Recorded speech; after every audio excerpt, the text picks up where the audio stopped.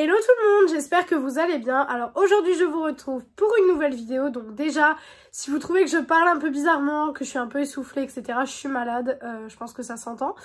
Donc je vais essayer de faire avec, je vais essayer de filmer avec. Mais c'est vrai que là je suis malade de ouf. Donc ne prenez pas en compte si je suis essoufflée, si je parle un peu bizarrement, etc. Je suis malade. Donc aujourd'hui on va tester la palette Chucky de chez Glamlite. Alors, ils ont fait deux collections Chucky, Glamlite. Ils ont fait la première, donc que je vous avais crash testé. C'était une collection de Saint-Valentin, je crois. Qui était très bien, qui était une belle collection. Mais qui était pas du tout aux couleurs de Chucky, en fait. Ça, je crois que je l'avais dit dans la vidéo. Ça m'avait un peu dérangé parce qu'en fait, c'était pas les couleurs de Chucky. Donc, les couleurs de Chucky, c'est jaune, bleu, orange, rouge. Enfin, pour ceux qui connaissent Chucky, vous savez les couleurs du film. Mais c'est vrai que du coup, j'étais un petit peu étonnée de voir une collection qui n'était pas du tout de la couleur de Chucky. Mais bon, c'est pas grave. Et en fait, j'ai vu qu'ils nous ont sorti une autre collection qui, là, pour le coup, est vraiment, je trouve, dans le thème Chucky. Pour le coup, là, c'est vraiment le thème. Donc, en fait, toujours avec cette espèce, vous voyez, de packaging qui se transforme, en fait. Le gentil garçon et le méchant. Voilà. Pour la color story, donc, on est là-dessus. Hop. J'adore. Franchement, j'adore la color story. Hop. Voilà la color story. Je trouve que là, quand on regarde cette color story, on se dit, ok, c'est Chucky. On se dit, ok, là, c'est direct Chucky. Donc, voilà ce que ça donne.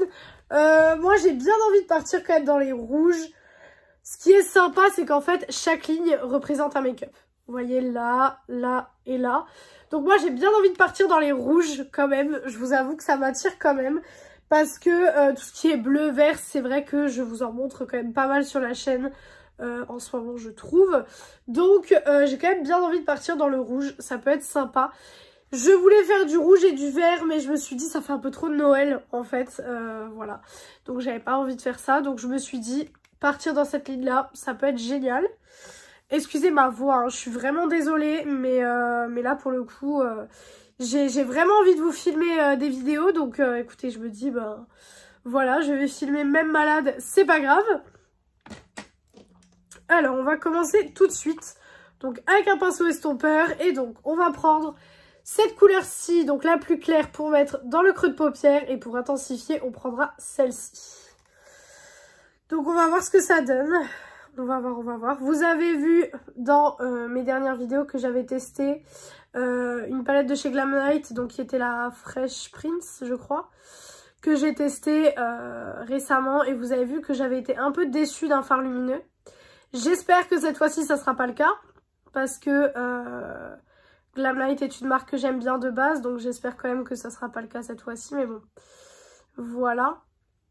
Alors, bah écoutez, pour le coup, ça se travaille bien pour le moment. Je dis bien pour le moment parce que vous savez que y a des palettes, des fois ça se travaille super bien. Et après, quand on travaille un peu plus, on se rend compte qu'en fait... voilà, alors il ressort beaucoup plus orange sur mes yeux que ce que vous avez vu en caméra. Je pense que vous pouvez voir la différence. Je suis en train d'utiliser donc celui-là. Vous pouvez voir un petit peu la différence dans le pan et sur mes paupières. Mais bon, moi ça me dérange pas. Après, je sais qu'il y a certains fards, ils réagissent pas forcément pareil sur tout le monde. Selon votre pH, etc. Ça dépend de beaucoup de choses. Par contre, j'ai l'impression que là, il est un peu plus arrondi. Je sais pas ce que j'ai fait. Je sais pas du tout ce que j'ai fait. Donc écoutez, je vais aller reprendre l'autre côté. Et je vais un peu arrondir de la même façon en fait. Parce que du coup, sinon ça va être un peu bizarre le make-up final. Hop, voilà. Donc voilà ce que ça donne pour le fard un petit peu orangé. Maintenant, on va intensifier. On va voir ce que ça donne. Celui-ci pour le coup est plus rouge. Hein. Je sais pas si vous verrez la différence à la caméra. Je pense que vous voyez pas. Parce que c'est assez subtil, mais pour le coup, il est un peu plus rouge. Il a des sous-tons plus rouges, ce qui fait que le make-up va devenir un petit peu plus rouge au fur et à mesure. Voilà, tac. Hop. Je sais pas vous, mais moi c'est vrai qu'aux périodes de fêtes comme ça, je sais jamais comment je veux me maquiller pour les fêtes. J'ai toujours 18 idées et au final... Je sais jamais quoi faire parce que j'ai toujours peur que ça soit pas joli comme dans ma tête. Et en plus, comme je travaille le 24, je ne peux pas recommencer un make-up 18 fois. Donc en fait, si vous voulez, je sais pas comment me maquiller cette année. Je vais réfléchir, je vais voir. N'hésitez pas à me dire en commentaire, vous, ce que vous avez décidé de faire comme make-up cette année. Parce que moi, c'est vrai que j'ai pas vraiment... Enfin, j'ai des idées, mais c'est vrai que comme je me maquille déjà hyper colorée, hyper travaillée toute l'année, bah en fait, Noël, c'est pas le moment où je vais vraiment sortir. Waouh, vous voyez ce que je veux dire? J'ai une trace là. Vous la voyez, vous? J'ai une trace. Qu'est-ce qui s'est passé? Je sais pas ce qui s'est passé. Bon, je verrai après, mais j'ai une trace sur le visage. Hop, donc voilà ce que ça donne déjà pour les fards mat. Ensuite, je vais prendre mon petit pinceau et je vais aller dans le fard le plus clair. Attention avec ce genre de couleur, je le dis souvent quand j'en utilise, mais ça peut vous donner un air malade. Déjà, je suis déjà malade, donc on restera dans le thème. Mais parfois, ça peut vous donner un air malade si vous l'utilisez pas correctement. Donc, à faire attention. Vraiment à faire attention de pas trop aller bas au ras de cils pour vraiment qu'on voit que c'est un ras de cils fait exprès et que c'est pas genre vous avez une conjonctivite quoi. Donc vraiment faire attention quand on fait le ras de cils. De pas aller trop bas. Vous voyez? Là c'est bon, mais si vous allez plus bas, ça sera pas joli. Donc vraiment, restez vraiment sur votre ras de cils. N'allez pas plus bas parce que sinon vous allez tomber dans l'excès. Et après, c'est pas génial. Voilà ce que ça donne pour les fards mat et le ras de cils. Et maintenant, donc, je vais utiliser les fards lumineux. Alors, ce qui me dérange, c'est que si je mets celui-là, on va perdre un peu tout le côté orangé de la chose. On va perdre un peu le côté orangé. Mais si je mets celui-là, j'ai plus de fard clair pour mettre dans le creux de paupière. Donc écoutez, je pense que je vais quand même mettre celui-là et je vais voir si celui-là arrivera bien dans le creux de paupière ou si j'utiliserai un autre fard d'une autre palette. Alors déjà c'est crémeux, c'est déjà un bon point parce que le fard que j'avais utilisé était très sec. Celui-là est déjà crémeux donc c'est déjà pas mal. Il est pigmenté, on voit de la brillance. Je trouve qu'il est quand même un peu moins brillant que certains fards Glamlight que j'ai. Il y a certains fards Glamlight qui sont incroyablement brillants. Donc c'est vrai que ouais, c'est particulier. Vous voyez, c'est brillant, mais on n'a pas trop cette couche trop brillante non plus, je trouve. Hein. Donc je sais pas. Je sais pas. J'aime bien, c'est un bon fard, mais maintenant, je trouve qu'il y a quand même mieux. Il y a quand même mieux, et chez Glamlight en plus. Donc... Bon, ils sont capables de nous faire des beaux fards, mais c'est vrai que là, ça fait 2 palettes où je trouve que c'est un peu moins intense que ce qu'ils font d'habitude.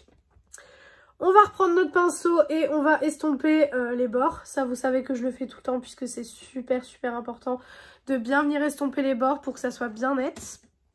Et ensuite, je prends un petit pinceau boule et je vais venir donc dans le fard là. On va voir si ça s'accommode bien à ce que je fais en fait.